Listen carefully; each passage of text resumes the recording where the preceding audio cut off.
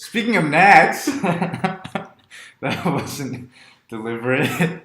The Nats and the Cubs. Nothing is set in stone with the Brewers on the rebound we were talking about. Right. Cubs and Nats being playoff preview. But Brewers looking like they're back in it. As of now, Cubs and Nationals are on a collision course for the NLCS. They had a 3-game series this weekend. What did we learn about this matchup?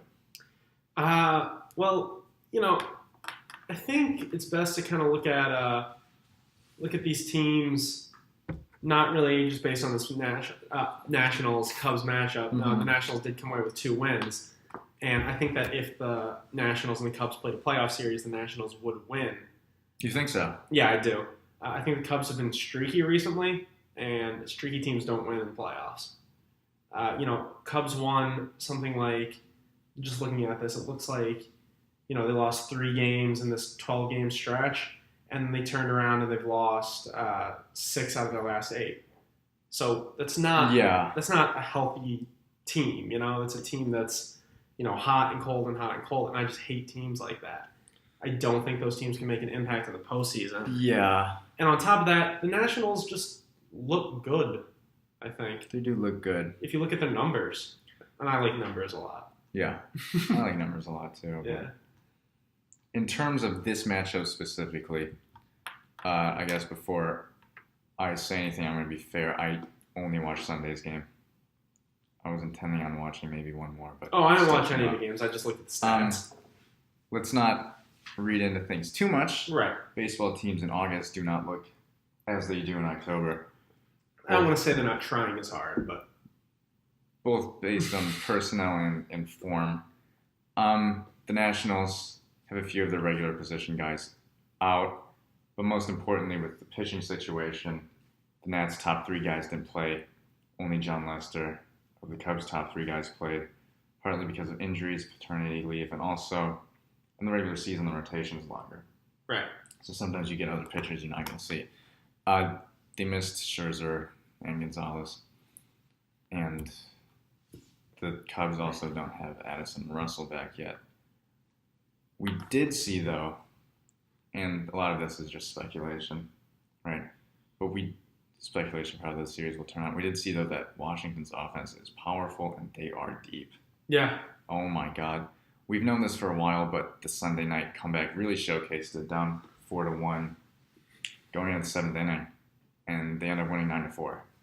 Yeah, that's because the middle of that lineup swing is stacked. They got Bryce, Ryan Zimmerman, Anthony Rendon is having a MVP caliber season. His WAR is up to 5 or 6 or something ridiculous. It's like 4.1 Daniel or something. Murphy. It's huge. Trey Turner's not playing. Jason Worth isn't playing. Adam Eaton isn't playing. Michael Taylor isn't playing.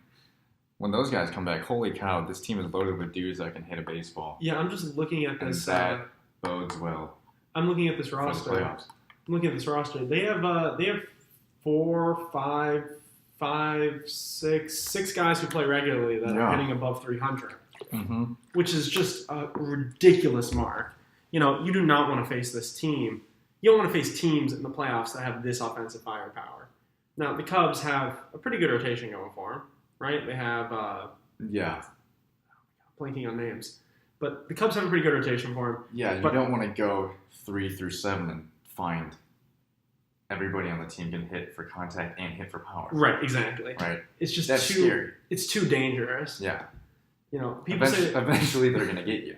People say defense wins championships, but there's only so much you can do against a lineup that looks like this. Yeah. Especially with the form their top guys are in at the moment. Exactly. Mm-hmm.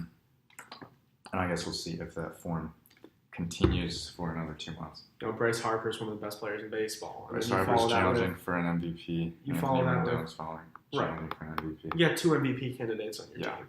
That's never going to be a bad team. Plus a Cy Young front runner at the moment. In Scherzer? Yeah. We also saw that all of a sudden Washington's bullpen might be better than Chicago's. Yeah, it was weird. Right, because all year we were talking, the bullpen's going to be their Achilles heel. Mm-hmm. It's going to kill them. and they made 3 moves for the deadline. It seems the balance of power in that segment has flipped. Madison and Doolittle have given up a total of 4 runs since they joined the team. Kinsler hasn't given up a run. He had a really impressive showing Sunday night. So well done to the Nats front office, and the Cubs bullpen looks shaky at best. I mean, it looks like one team made the moves that they really needed to improve, and the other one, jury's still kind of out. Yeah, we'll see. And maybe the Cubs bullpen looking shaky is because of the firepower that they go through. Possibly, but anytime you give up 2 runs in the 7th and then 5 in the 8th, it's not a good. It's not looking good in a big impactful game that you want to win. The badly. big picture kind of thing that doesn't look good. No. One last thing from this matchup to note is Kyle Schwarber's issues in the field are continuing. He had an error in that comeback. So did Chris Bryant. So it's not just about his defense. The Cubs' defense has been shaky all year in an area they really excelled at last year. Right? It kind of goes to show you that the consistency is not there for them, and maybe they'll find it. Quick question on Schwarber. If his defense continues to be so bad, do they keep him in the lineup? I don't know. What are his stats right now? I really gotta think about it. I'm not super familiar do they keep with his Pop in the lineup.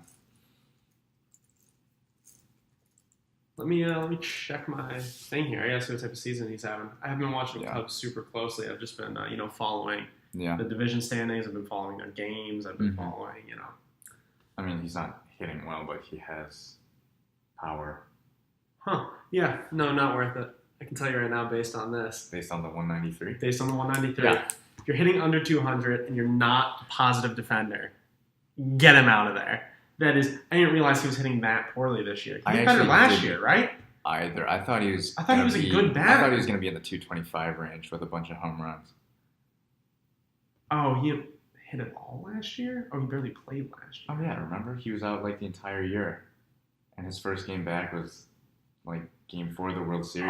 That's right. And they pinch hit him 2 or 3 times, and he came up big. I completely forgot about that. Yeah. That was so cool when he did that. That's why I thought he was a good hitter.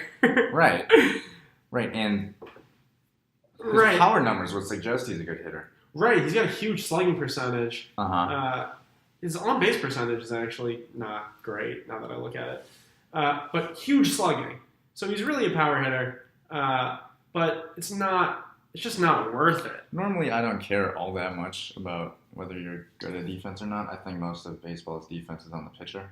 Yeah, I agree with that completely. Usually when there's a defensive problem, you can point at the pitcher and you can say people are smacking the ball around. Yeah. But certainly if you're not giving up to standard production on the offensive end, then the defense is probably going to have to be better for him.